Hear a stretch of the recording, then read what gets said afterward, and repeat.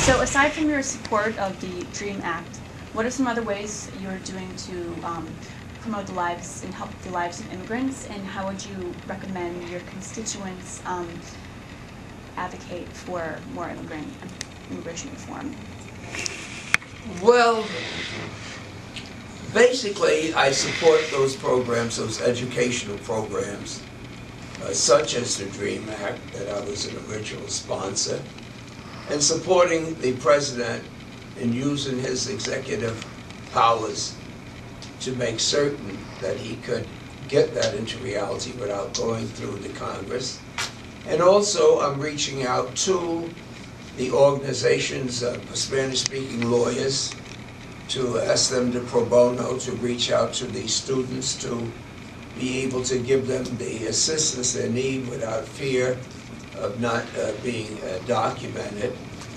And of course, I truly believe that the answer to almost every problem that our nation faces is education. And so I really believe that the more our universities and high schools recognize the talent that we have with people here without documentation, the quicker they will find out that America can be stronger and excel by not looking for people to deport, but for people to assimilate.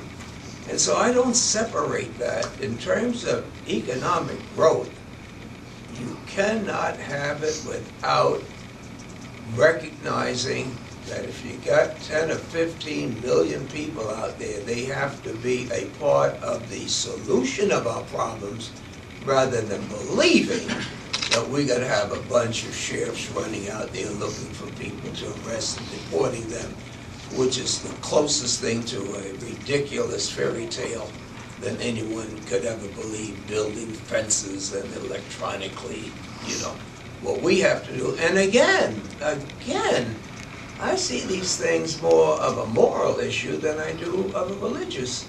More than a political issue.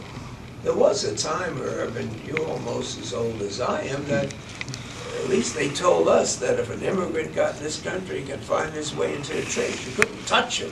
Hey, God's got me. Now the church is turning them in. There's no sense of these not-for-profit institutions called churches not reaching out to these vulnerable people who go to work every day not knowing whether they're going to return home. And that's not America. Herb?